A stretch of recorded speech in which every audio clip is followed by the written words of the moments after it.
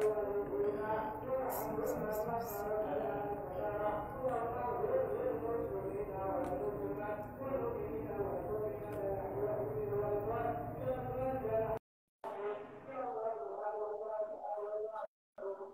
selamat malam teman-teman. Halo. Di aku berisik banget gak sih? Ini juga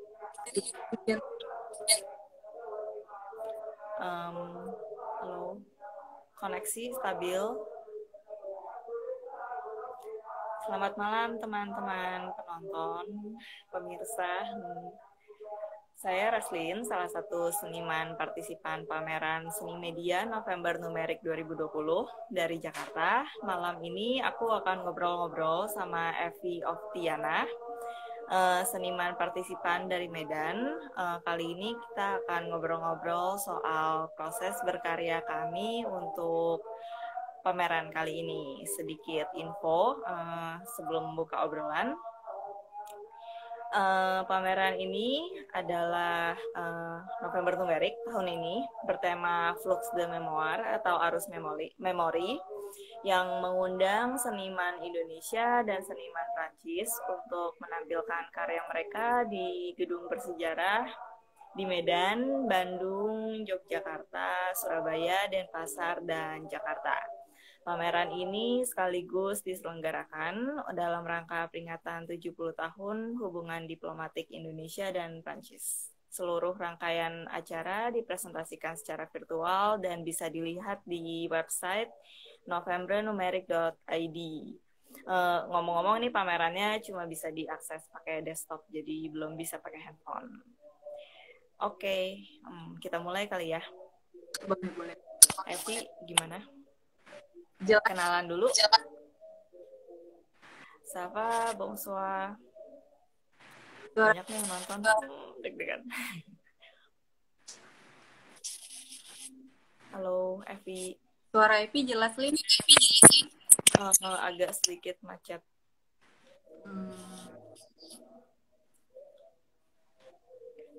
Kenalan dulu. Oke. Gimana, Evi? Halo, silakan memperkenalkan diri. Makasih ya yang sudah gabung di live di malam ini. Perkenalkan, Diana, seniman dari Medan di acara November Numerik. Kita aja perkenalan dari Evi. Ya, sehari-hari ngapain atau lagi sibuk apa? Boleh diceritain dikit. Aktivitas sehari-hari guru di SMK Multimedia ada di Medan. Di Evi ngajar, weekend Evi motret, tapi ini lagi kerjain ada project sama Evi. Kami lagi membuat konsep tentang kabel gitu, lagi proses gitu. Raslin, teman kenapa? Oh iya. Ya, aku seniman partisipan dari Jakarta. Sehari-hari ya biasa aku kerja di Jakarta. Terus selain pameran ini aku lagi siapin project bareng teman-teman dari Asia Tenggara. Ya paling itu sih kesibukan sampai akhir tahun nanti itu dulu. Tahun depan kita belum tahu. Bentar lagi. Terus bentar lagi akhir tahun. Iya, bentar lagi. Makanya sebulan ini sibuknya lagi itu aja. Oh ya, ngomong-ngomong teman-teman yang udah melihat karya kami ataupun belum, silakan mengajukan pertanyaan, tanggapan, ataupun apresiasi lewat kolom komen. Bisa juga lewat kolom pertanyaan yang bentuknya tanda tanya. Gitu. Kita mulai ngobrol kali ya. Boleh. Aku udah lihat karyamu CV beberapa hari lalu waktu pembukaan aku lihat karya kamu, terus ada 2 video. Iya. Satu videonya berupa respon kontemporer tentang sirih, terus satu lagi video tentang prosesinya ya, ritual ketika berbalas pantun, terus tukeran kotak sirih. Terus aku suka tuh video yang pertama, yang aku lihat pertama sih, yang embracing questions, yang orang-orang menyatakan pendapat mereka, variasi opini dalam videonya tuh banyak. Jadi aku suka, ya bisa dibilang stereotipnya tuh cukup terjembreng dengan baik gitu ya. Maksudnya walaupun aku nggak terlalu tahu atau aku nggak terlalu deket sama budaya sirih, tapi aku bisa relate gitu, bisa setuju sama mereka. Karena memang sih dari video yang Racing Question itu saya juga membuat fenomena sosial yang terjadi sekarang gitu. Di mana menyisir itu juga tradisi dari leluhur kita juga ada, tetapi saat ini sebenarnya gini, terkentuh Macam aktivitas happy dengan dua tersebut gitu, Yu dan Karo. Aktivitas sehari-hari kan kalau itu kan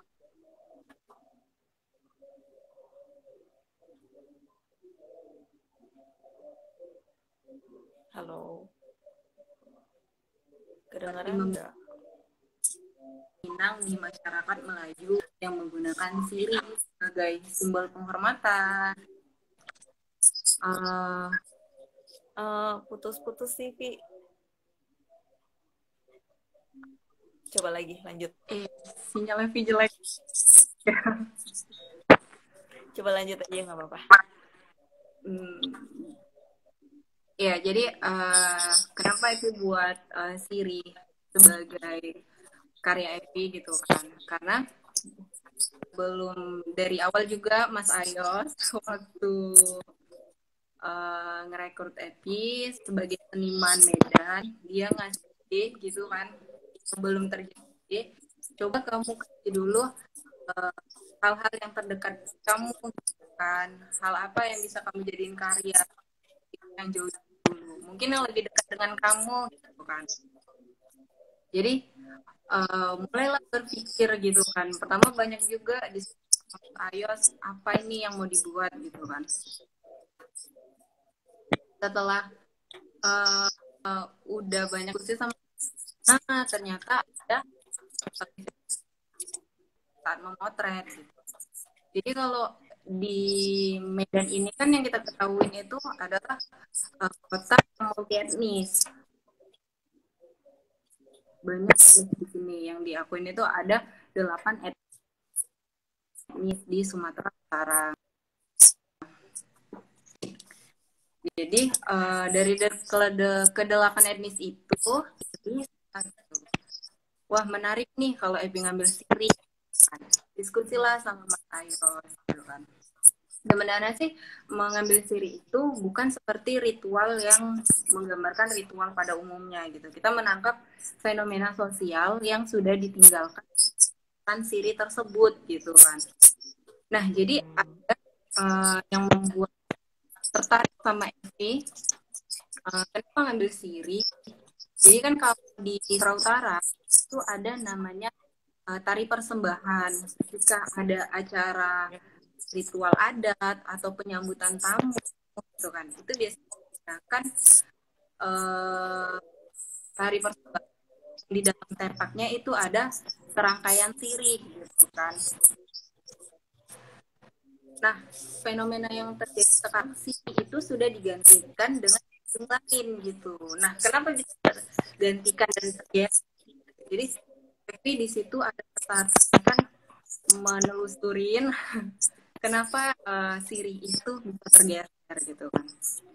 Jadi setelah itu telusurin ternyata semua etnis Sumatera itu menggunakan sebagai di ritual adat mereka. Garis besarnya adalah yang masih sekarang benar-benar dengan aktivitas sehari-harinya adalah Melayu dan Karo. Kalau Melayu, aktivitas sehari-harinya itu menyiri dengan selembar sirih yang mereka punya tanpa menggunakan gambir kapur dan teman-temannya gitu. Kalau di masyarakat masih melakukan siri sebagai aktivitas hari menyiri. Kalau masyarakat Karo menyiri menggunakan bibir dan kapur. Jadi sehingga kalau kita lihat inang-inang itu giginya merah gitu ya karena aktivitas sering menyirih gitu. Kenapa itu menyirih? Sama ini sih yang di video yang kedua itu tuh kan aku tertarik tuh ada satu potongan pantun yang menurutku catchy gitu. Dia ada bilang bunyinya tuh gini, makan sirih sehatkan badan gitu. Coba Evi jelasin dong makan sirih itu sebenarnya biar apa sih? Soalnya yang aku tahu gitu ya, pengalaman pribadi sirih tuh ya buat orang mimisan aja sih gitu. Gimana? Karena sempat ini nggak sih? Itu bagus riset kayak kalau emang buat kesehatan tuh ada pro dan kontranya nggak sih? Ilmiahnya tuh gimana sih gitu? Coba diceritain. Kalau selama Epi riset, sirih itu kalau secara medis memang bagus untuk kesehatan. Tapi ketika kita mengkonsumsi yang berlebih, ada nilai negatifnya gitu. Mengkonsumsi sirih sama seperti kita mengkonsumsi rokok pasti ada kandungan, tetapi ada dampak negatifnya gitu. Kalau untuk kesehatan gigi sirih itu bagus. Jadi ditemuin waktu pas nenek-nenek yang usia 80 tahun yang aktivitas harian aja sudah menyirih, itu giginya satu pun nggak ada yang putus ataupun bolong. Jadi kalau untuk gigi itu bagus, tapi kalau untuk kesehatan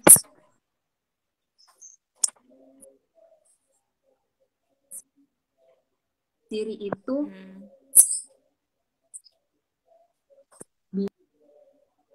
bisa mengkonsumsi sirih itu bisa berdampak kesehatan yang lain juga.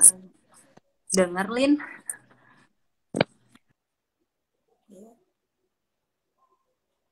Halo. Oh. Halo. Terus sebenarnya untuk selain apa namanya untuk kesehatan gigi gitu ya, sebenarnya tradisi sirih ini tuh bisa digantiin gak sih sama kecanggihan produk kesehatan oral gitu? Maksudnya kan sekarang gitu kita punya jutaan jenis sikat gigi dan pasta gigi dan produk-produk ajaib lainnya gitu ya. Gimana sih gitu ngelihat tradisi ini sama apa yang kita opsi-opsi yang kita punya gitu hari ini menurut kamu? Sebenarnya gitu, karena konsep video dan karya kita ini adalah heritage, kita kembali ke menyirih itu tradisi ada dari leluhur kita gitu. Orang-orang yang masih menyirih itu adalah orang-orang yang masih melanjutkan tradisi tersebut gitu ya. Kalau mau ditinggalkan bagi kaum anak milenial ya silakan dengan produk-produk yang sekarang. Kalau kita tahu di sini yang teksas sirih ketika penyambutan itu sudah ada dengan gunakan mungkin kan ketika menyambut tamu di Kementerian tutup giginya merah-merah. Jadi makanya sirih itu digeser dengan setelah Epi teliti kemarin itu kan Epi ketemu sama Kesultanan Serdang. Nah di situ Epi baru tahu sirih tidak bisa diganti dengan kalau masuk adat gitu, tidak boleh diganti ketika proses adat. Jadi yang dibilang sama itu namanya keturunan tetapi orang nggak tahu aja.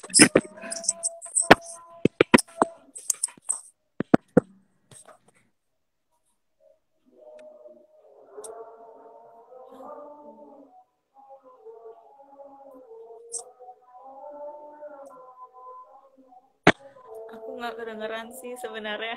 Gimana Jadi ya? aku juga lihat Putus-putus. kayak Halo, Evi. teman-teman dengar nggak? Teman-teman dengar nggak sih? Iya.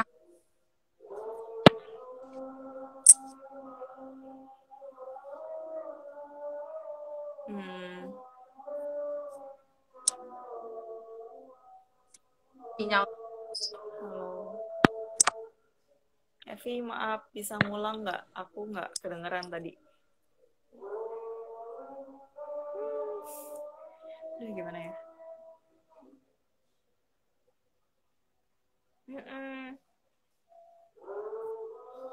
Udah. Belum.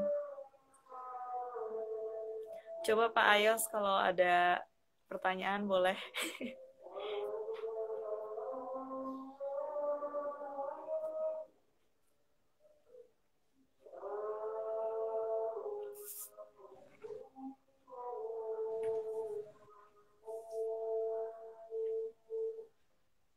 Evi. Iya, ini kedengeran. Iya, ini udah aku ganti pakai data, tadi pakai wifi.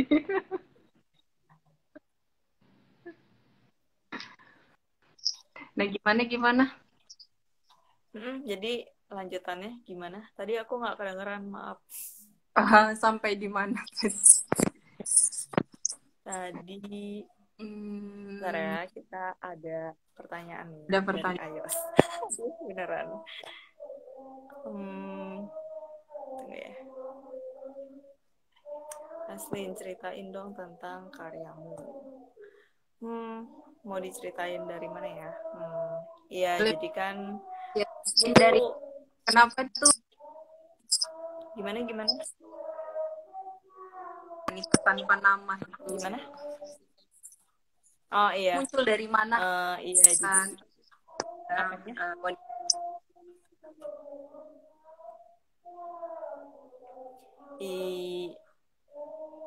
Halo, tes. Kedengeran nggak sih? Aku bingung. Oke. Jadi ya untuk pameran yang kali ini tuh kemarin aku bikin kayak buku digital gitu. Aku mengumpulkan lumayan banyak potongan-potongan cerita dari sastra Indonesia. Terus aku susun kembali gitu jadi satu cerita fiksi yang sebenarnya nggak apa ya, nggak sangat-sangat nyambung satu sama lain, tapi dari potongan cerita ke potongan cerita yang selanjutnya tuh lumayan longgar, supaya kita tuh yang baca gitu bisa berimajinasi soal kemungkinan-kemungkinan apa yang terjadi dari hidup si tokoh fiksi yang aku buat ini gitu. Jadi di dalam cerita ini tuh aku mengarang satu tokoh perempuan fiktif yang gak ada namanya, sengaja dianonimkan supaya ya supaya bisa relate aja sih, soalnya kan yang pengen aku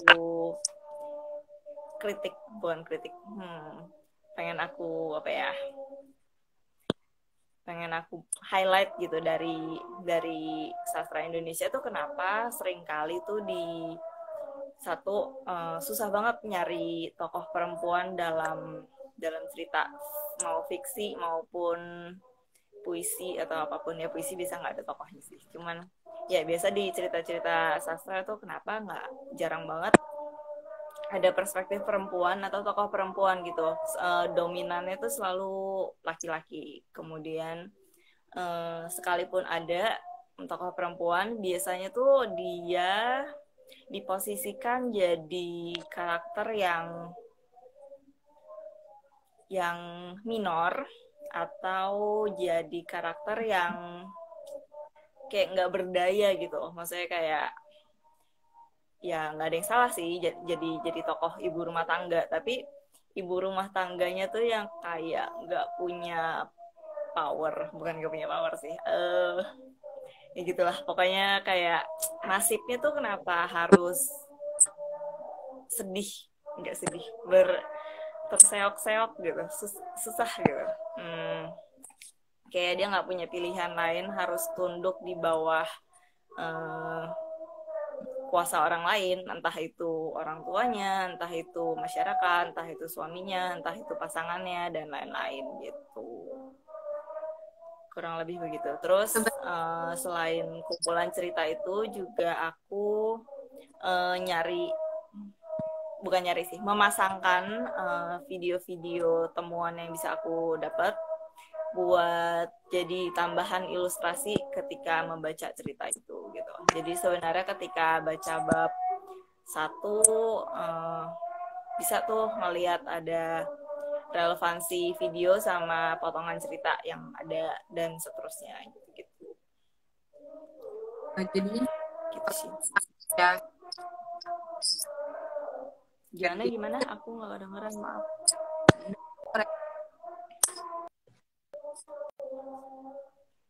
Oh ya, pamerannya bisa dilihat di novembernumeric.id ya teman-teman, kalau belum lihat gitu. Gimana Evi? dengar Pak Evi? Dengar tapi putus-putus. Jadi sebenarnya Gimana? ambil video yang itu yang dari suaranya. kita ini karena kita dari orang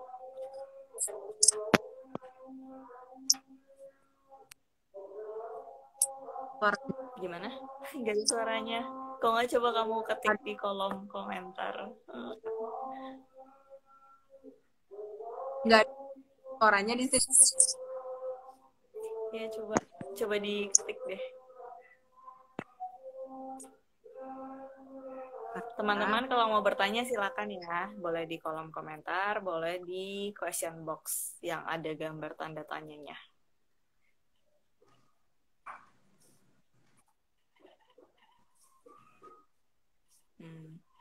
Gimana? Ntar ya Evi ketik nih. Iya, soalnya ini suaranya udah jelas. Oh, ini ada suaranya. Coba. Nah gini, konsep ide kamu itu kan mengangkat wanita tuh kan. Jadi hampir sama kayak konsep kita ini kan, karena kita wanita semua gitu kan. Sebenarnya ada kaitan dengan itu nggak sih? Sebenarnya sih nggak juga sih. Ya tak, sebenarnya kan inspirasi ide karya ini kan sebenarnya aku juga nggak langsung yang oke, aku mau bikin ini gitu. Aku tiba-tiba dapat pencerahan aja gitu subuh-subuh. Kemudian ya pencerahan. Dan ya lucunya sih sebenarnya di tengah proses ngerjain karya ini tuh isu-isu soal sastra yang seperti kita tahu ya di kubu sebelah itu juga ternyata nggak jauh beda gitu sama yang apa aku rasakan. Maksudnya kayak ini ada yang salah nih sama dominasi sastra gitu. Kenapa sangat laki-laki, kenapa sangat fobik terhadap macam-macam gitu, entah itu transgender, entah itu perempuan, juga kayak selalu dibikin posisinya tuh nomor 2 atau nomor sekian gitu, dan nggak jarang juga kan kayak ya seringkali pokoknya kita ya sesimpel kamu ke toko buku aja kan lebih sering ngelihat penulis laki-laki ya harusnya ketimbang penulis perempuan, atau bahkan tuh kayak kalau kamu ngelihat nominasi sastra dan sejenisnya itu kan juga kebanyakan yang laki-laki ya. masuk nominasi kan biasa laki-laki gitu. Jadi kayak aku ngelihat kayak ada ketidaksetaraan yang tidak kenapa bisa selanggeng ini gitu. Maksudnya kan sejarah sastra tuh udah dari entah kapan, dari zaman abad sekian, uh, seperti heritage juga gitu sifatnya. Terus ceritanya juga sebenarnya nggak seprogresif itu hari ini. Kita masih bisa relate sama apa yang terjadi di novel-novel tahun 40 atau 50 gitu. Bagaimana perempuan di catcalling sama karakter yang entah siapa itu entah ketika dia berada di stasiun atau di kereta, ya itu masih relevan gitu sama kita hari ini. Jadi sebenarnya itu salah satu alasannya gitu kenapa menurut aku ini penting buat buat diangkat jadi karya. Sebenarnya juga aku bukan jadi penulis di sini, aku sifatnya tuh cuma jadi menyusun cerita-cerita. Dan sebenarnya ekspektasi aku dari karya ini adalah membuka obrolan gitu.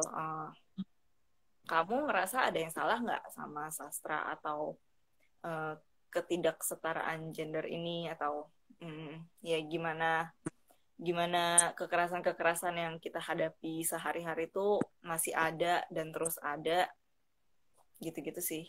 Kayak ayo kita obrolin dari hal-hal yang sepele dulu gitu. Sebenarnya gitu. Aku kebanyakan ngomong gitu ya. Coba dong. Tanya lagi dong. Ya dong. Itu kan Rasulin banyak kumpul dari buku-buku, Untuk dari apa? kedua seniman, bisakah diceritakan pandangan kalian terhadap hubungan antara sastra, pantun, tunggu ya. Nggak kelihatan. Nggak bisa. Mohon maaf nih Pak Ayos, ini Nggak bisa kelihatan semua pertanyaannya. Jadi terpotong di pantun. Tapi sebenarnya oke lah. Untuk kedua seniman, bisakah diceritakan pandangan kalian terhadap hubungan antara sastra? Oh enggak, belum selesai ya pertanyaannya. Hubungan antara sastra terhadap warisan ingatan. Siapa dulu? Mau aku atau Evi? Rasulin. Oke. Hubungannya ya. Ntar aku baca lagi pertanyaannya. Oke, gimana sih ini? Hubungan terhadap warisan ingatan. Oh ya, menurut aku ada banget hubungannya karena kita maksudnya sekolah gitu ya. Kalau punya privilege untuk sekolah, kita pasti baca buku gitu. Terus kita biasa baca buku buat entah hobi, mengisi waktu luang, menambah referensi buat iseng-iseng atau direkomendasi teman. Hal-hal kayak gitu kan biasanya setelah kita baca tuh pasti ada ibarat kalau minum kopi tuh ada aftertaste gitu, ada sesuatu yang menempel gitu kan. Nah, gimana sastra itu bisa berkaitan sama warisan ingatan? Kadang-kadang kalau kita terlalu terbiasa sama cerita-cerita yang misoginis gitu ya, itu jadinya kan kayak kita menormalisasi secara tidak langsung bahwa hal-hal tersebut tuh lumrah untuk terjadi, baik untuk laki-laki maupun perempuan gitu. Padahal kan nggak seharusnya gitu, nggak harusnya kayak gitu. Terus ya kayak aneh aja, kenapa sih harus ditulis? Maksudnya dari sekian banyak pengarang gitu dan sastrawan, kenapa harus cerita itu aja yang didaur ulang terus sepanjang zaman? Emang nggak ada? Ya ada sih tentu saja cerita-cerita yang lebih baik. Cuman kebanyakan kan gitu-gitu aja. Itu yang jadi problem sih menurut aku gitu. Terus dari kamu belum jawab sih. Tuh Kak Mira. Habis ini jawab pertanyaan Niki.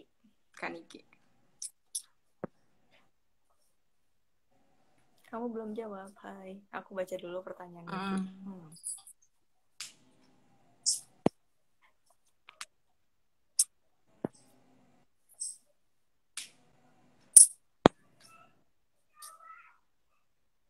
putus-putus. Silakan jawab. Jelas Evi di sini.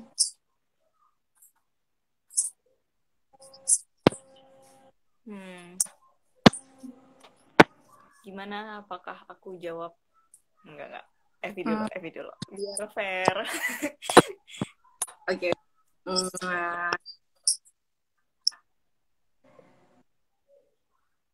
Diceritakan pandangan kalian terhadap hubungan antara sastra, pantun dengan wacana. Semuanya itu kan memang berkaitan ya. Kalau kita buat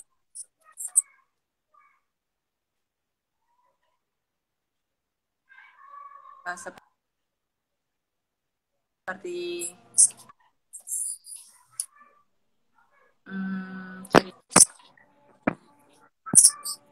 suara kedengeran tapi agak putus-putus dikit. Ya, kayak macet gitu.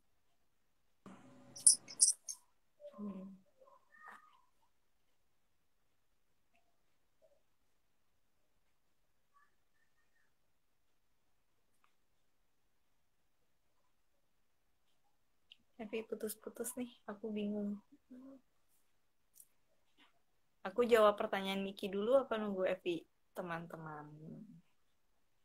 Biar nggak monolog. Gimana dong?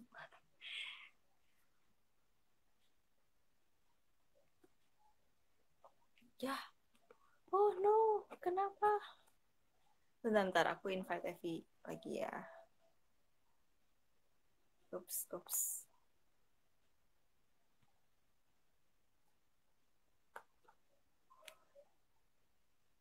Sambil nunggu Evi masuk, aku jawab pertanyaan Miki deh. Buat Kak Raslin, waktu riset material sempat nemu atau bahkan pakai potongan karya sastra dari pengarang perempuan apa enggak? Ya, aku nyari beberapa pengarang perempuan juga dan aku masukin beberapa. Udah gitu dong. Gimana ya? Apakah sudah diterima? Belum. Hai Evi. Oke, sudah diundang, menunggu diterima. Sembari menunggu, boleh loh bertanya lagi. Aku lanjut dikit deh untuk Miki. Iya, aku pakai karangan dari pengarang perempuan juga. Terus lucunya sih ada beberapa pengarang perempuan yang tulisannya sifatnya anonim gitu. Maksudnya karena mungkin ada beberapa potongan puisi juga yang aku ambil. Terus ada juga pengarang perempuan yang menuliskan stereotip yang aku jadi concern aku gitu. Jadi kayak kenapa dia harus diselamatkan laki-laki dan narasi-narasi sejenisnya gitu. Aduh, Evi mana? Selanjutnya ada pertanyaan lagi, tapi aku nunggu Evi dulu ya.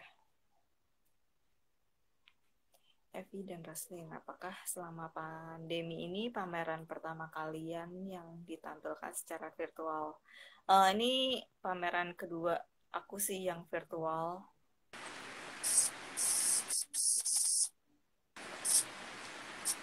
Sebelumnya udah pernah 1 kali. Halo. Aduh, maaf banget ya. Gak apa-apa. Ini ada pertanyaan dari Krisna R.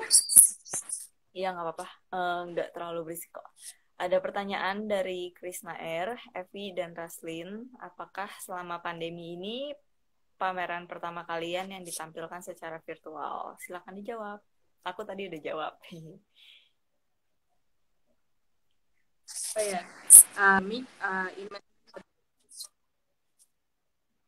dua Evi yang dibuat secara virtual. Kemarin ada buat pameran virtual juga, hampir sama kontennya seperti ini melalui website. Macam nggak sore Evelyn? Putus-putus sedikit.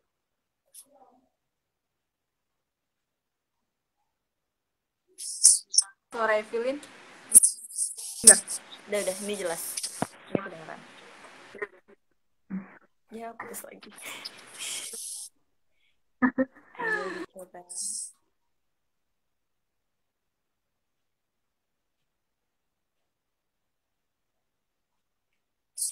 Adain pameran virtual di Februari yang diadain sama Gute.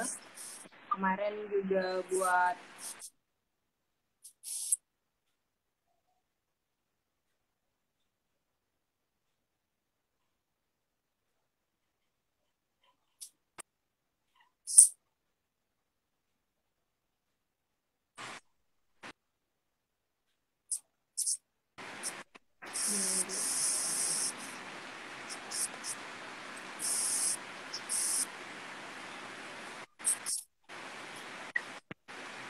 Halo Evi. Tadi sampai mana?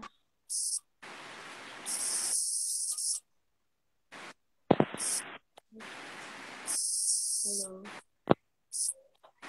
Aku mau nolok nih. Bentar lagi. Evi. Jadi dengar suara Gimana?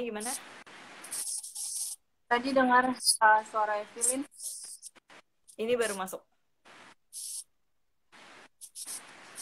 Tadi itu sampai yang project sama Gute.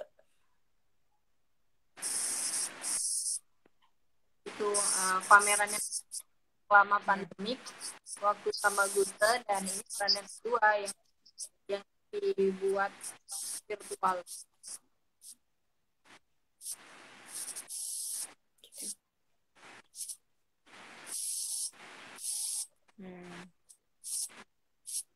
Rasin, ceritain dong kemarin kumpulan ada pertanyaan lanjutan dari Miki.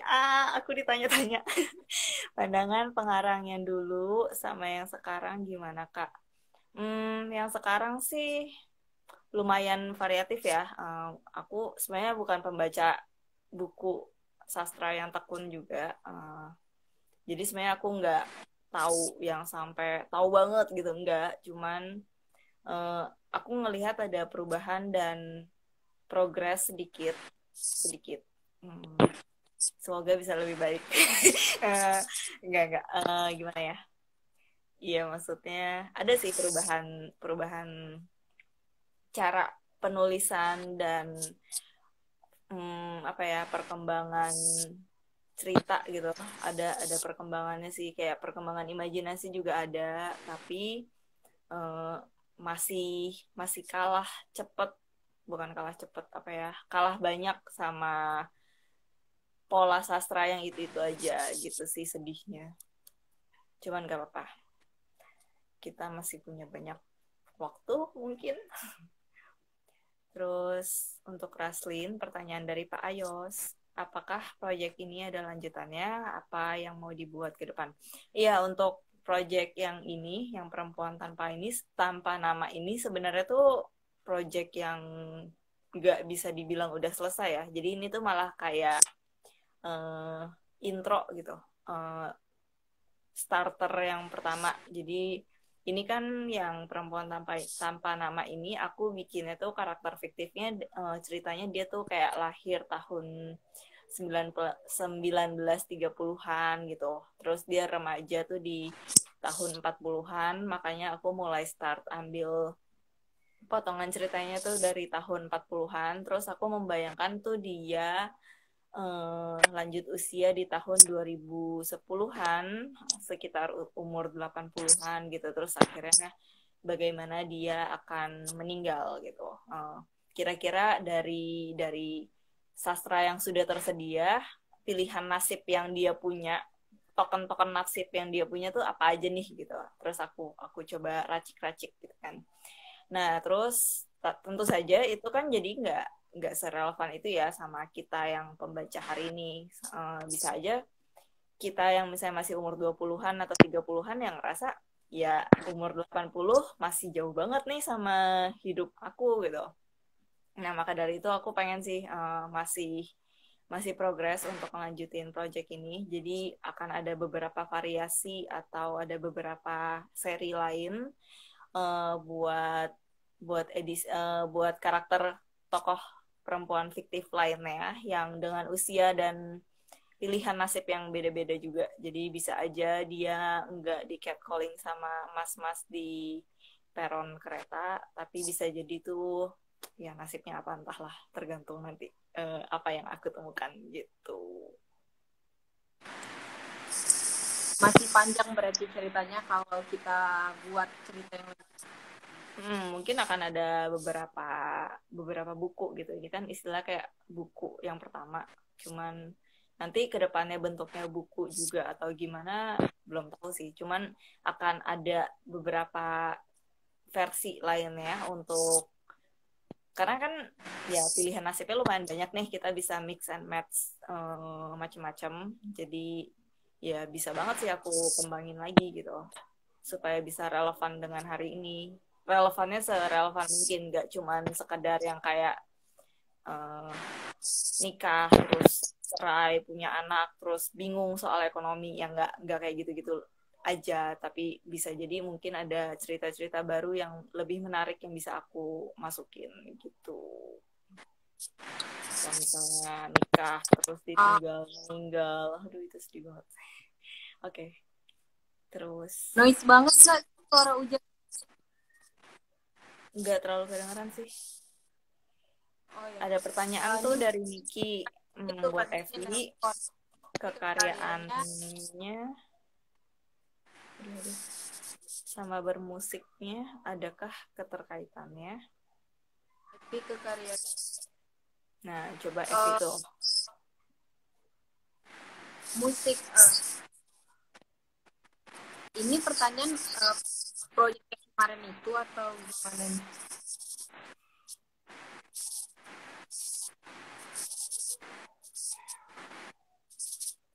Ada pertanyaan lagi dari Ayos. Apakah bisa ceritain kondisi berkesenian anak-anak muda di Medan hari ini? Ayo coba skena kesenian di Medan.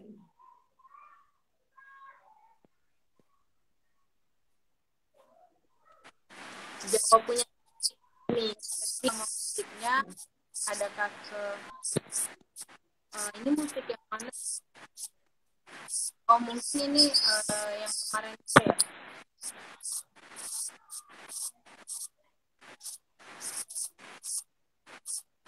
Gimana?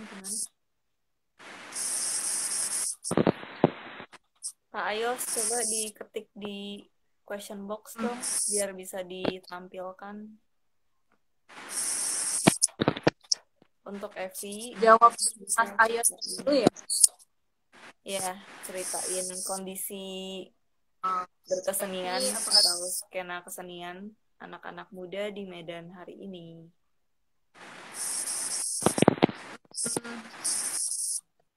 Anak-anak muda Medan pada hari ini mereka seperti jamur-jamur yang mulai bermekaran. Jadi Medan itu sebenarnya banyak anak-anak muda yang memiliki potensi di bidang kesenian, tetapi mereka itu malah banyak yang pindah ke Jawa gitu kan, karena mereka merasa, bahkan Epi sendiri gitu kan, merasa kesenian di Medan itu kayak kurang gitu, mungkin dari apresiasi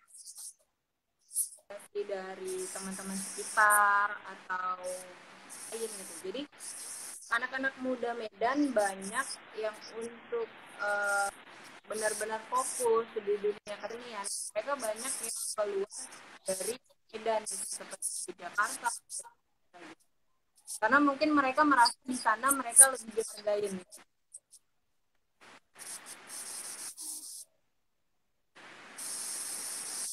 Punya Mbak Niki ini tunggu dulu ya, tapi karyanya sama bermusiknya Iya, pertanyaan dari Niki. Evi itu sebenarnya nggak bermusik ya, cuma ya aku kira kamu main band. Bukan. Cuma karya-karya terakhir Evi ini itu sering kolaborasi sama komposer musik yang ada di Medan. Nah itu salah satu teman ini yang juga banyak mendukung aktivitas Evi juga gabung di kesenian. Salah satunya event ini dia juga yang mendukung.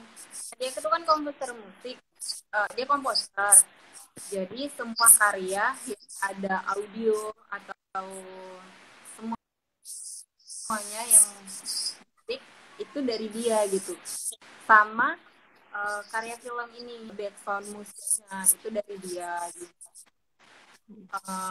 Yang untuk ngumpulin tanggapan-tanggapan itu dibantu gitu. Tanggapan-tanggapan orang terhadap Siri itu juga dibantu sama teman Evi. Keterkaitannya Jadi yang mungkin risetnya tuh rame-rame ya? Iya. Nah itu di-mention sama Mas Ayas Rani Jamba.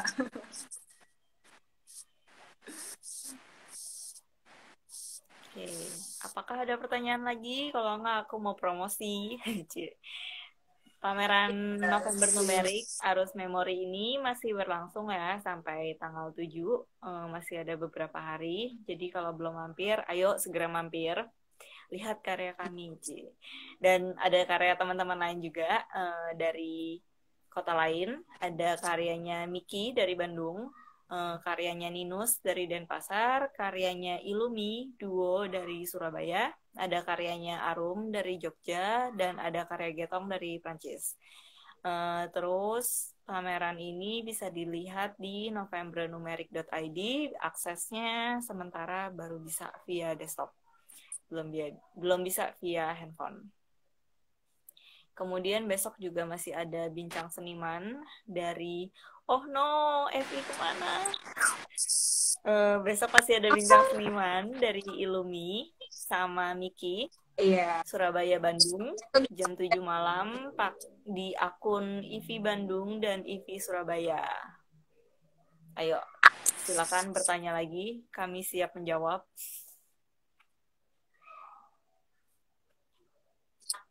Desember di AF Medan bakalan gitu.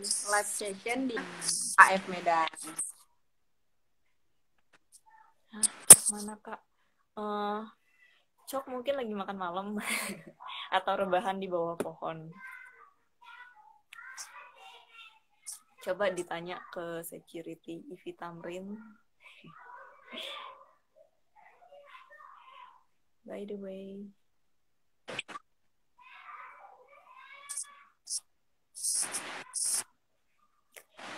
Ke depan ada pertanyaan nih dari Krisna Air. Ke depan, gimana pandangan kalian sebagai seniman untuk karya ke depan di era pandemi? Kamu dulu deh coba jawab gantian. Ya. Kedengeran nggak atau mau aku bacain era pandemi.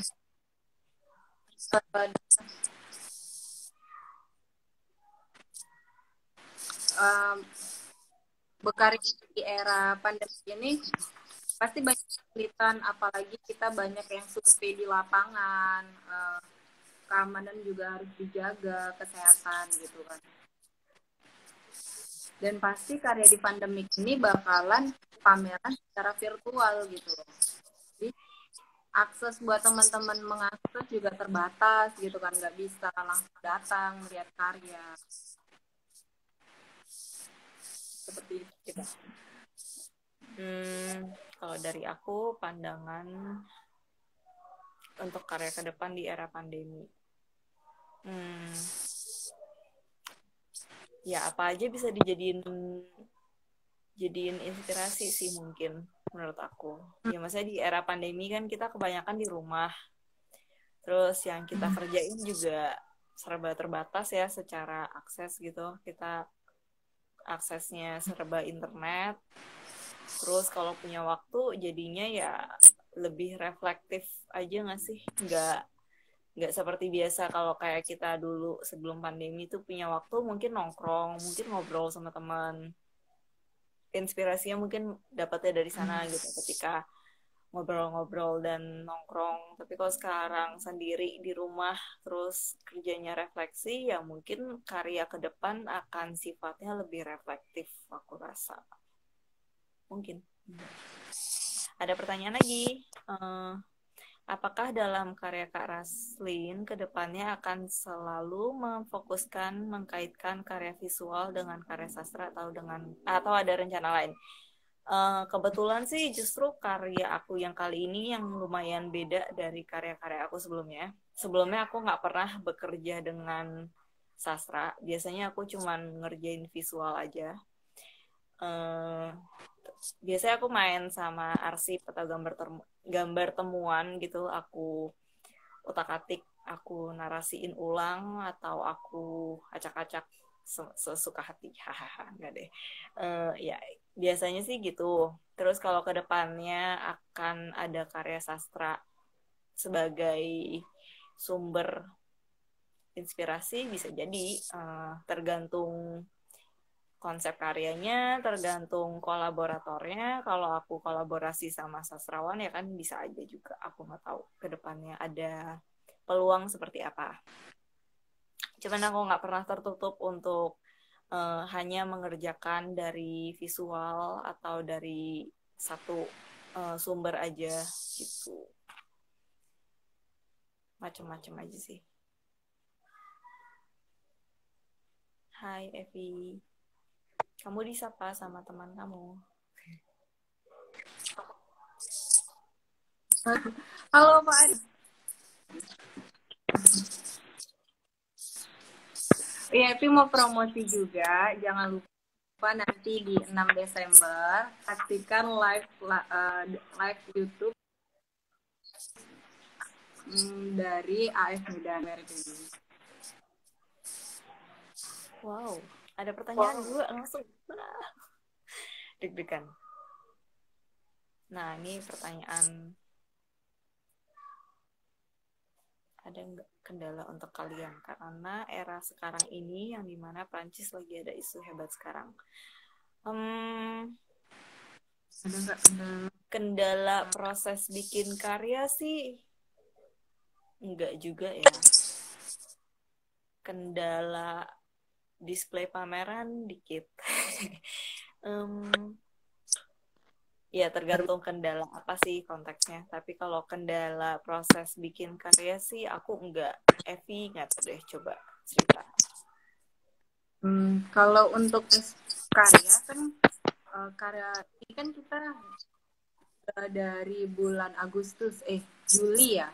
Jadi Juli ya, udah juga itu kan isu-isu Prancis ini belum naik kan, isu Prancis itu di jadi waktu pas perhelatan itu memang nggak ada kendala di kita, tetapi memang kendala itu saat acara kita. Karena kan acara November Numerik ini kemarin kita di tanggal 5 sampai 15 kan. Karena ada isu tersebut, jadi makanya kita mundur jadi sampai akhir November dan awal Desember ini gitu. Kalau di Medan sih sejauh ini aman gitu.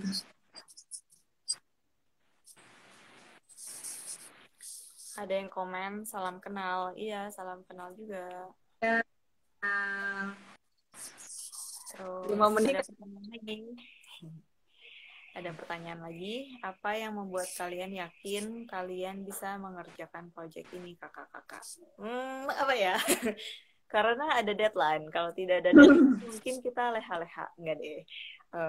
Ya tentu itu komitmen jadi seniman aja ya. Kalau emang udah mulai dan serius dikerjain, sebisa mungkin ya diselesaikan. Sesusah apapun. Ya. Karena ya benar.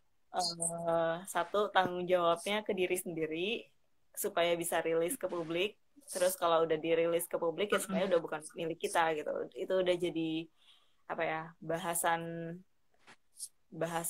bersama lah. Maksudnya siapapun bisa mengkritik, siapapun bisa merespon, siapapun bisa mengapresiasi atau mempertanyakan gitu. Menurut aku sih gitu. Kalau apa yang membuat kita yakin, benar ya banyak-banyak doa dan jangan begadang mungkin. Gitu ya. Kemudian ada ini nih, ada pertanyaan Iya, lagi. betul. Bagaimana bisa kolaborasi bareng?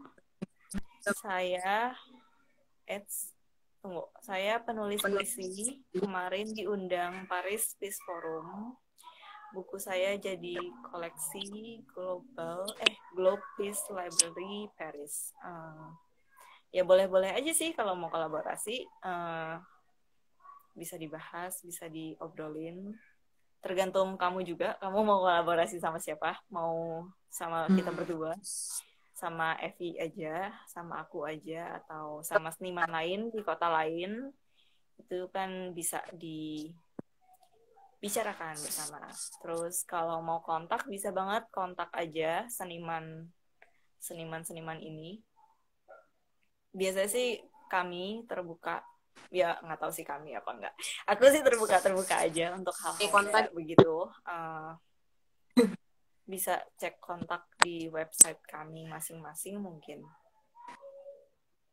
Gitu sih.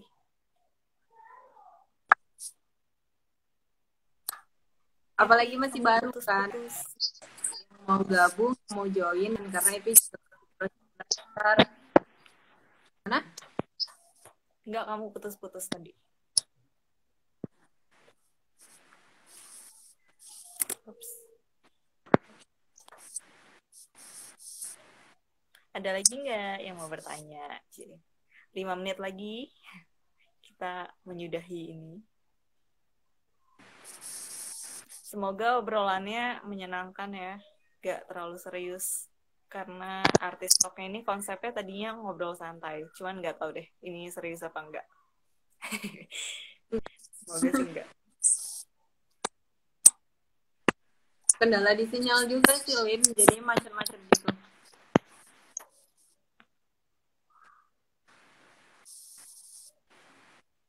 Hayo, ada yang mau bertanya lagi? Ini kok macet-macet ya.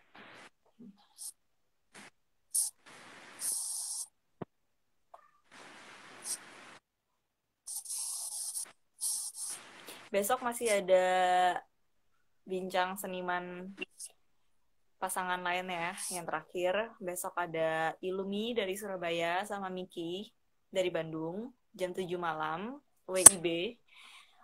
Di akun IVI Bandung sama IVI Surabaya. Jadi jangan lupa follow atau pasang reminder biar tidak ketinggalan gitu. Ada pertanyaan di jam yang gimana menurut kalian pameran November numerik ini?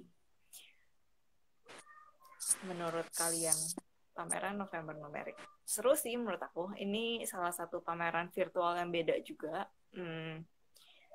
Terus menurut aku ini juga selebrasi yang lumayan gede ya, maksudnya secara hubungan internasional Indonesia-Prancis. Jadi konsepnya juga nggak cuma pameran virtual, tapi ada konsep gedung bersejarahnya juga. Terus gimana kita memaknai heritage-nya yang jadi tema tahun ini. Menurut aku menariknya di situ. Kalau ini tantangan layernya lebih banyak gitu. Layernya lebih banyak untuk direnungkan sebelum memutuskan bikin karya apa begitu. Apalagi kita sama teman kan di sini nggak saling kenal, terus benar itu bener banget sih. Jadi kita tuh 6 kota, 6 seniman plus 1 seniman dari Prancis.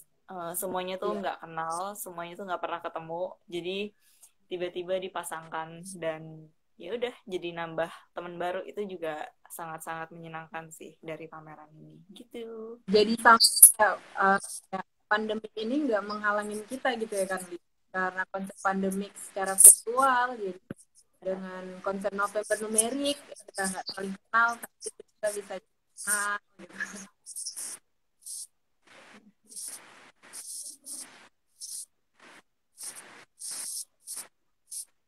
Gimana?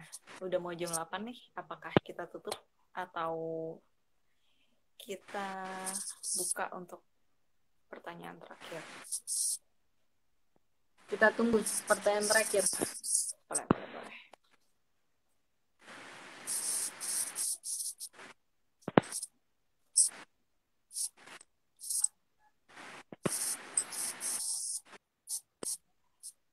Oh, ada pertanyaan. Maaf.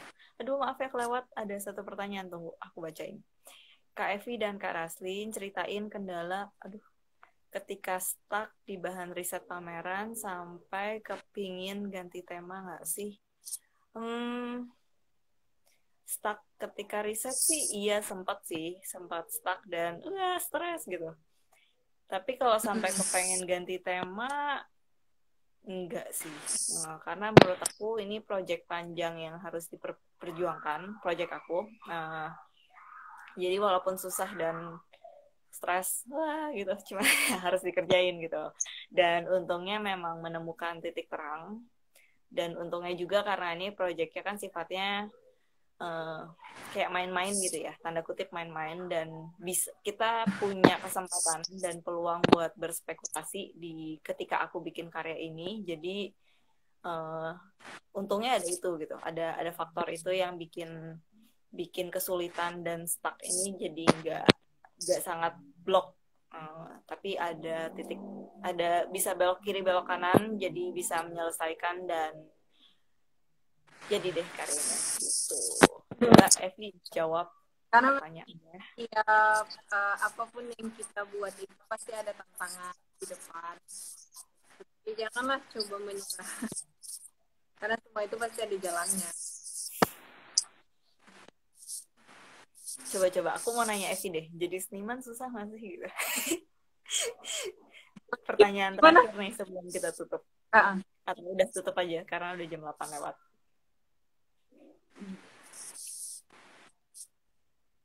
Gimana pertanyaannya? Hai. Kita tutup aja kali ya, udah jam 8 lewat. Nanti curhat-curhatnya bisa disambung di jaringan pribadi.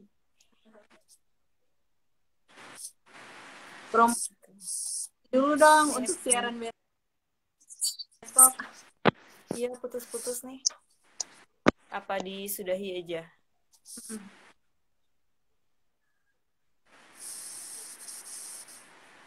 Gimana? Kita tutup aja. Ya. Untuk teman-teman mau lanjut untuk bincang seniman, besok kita masih ada.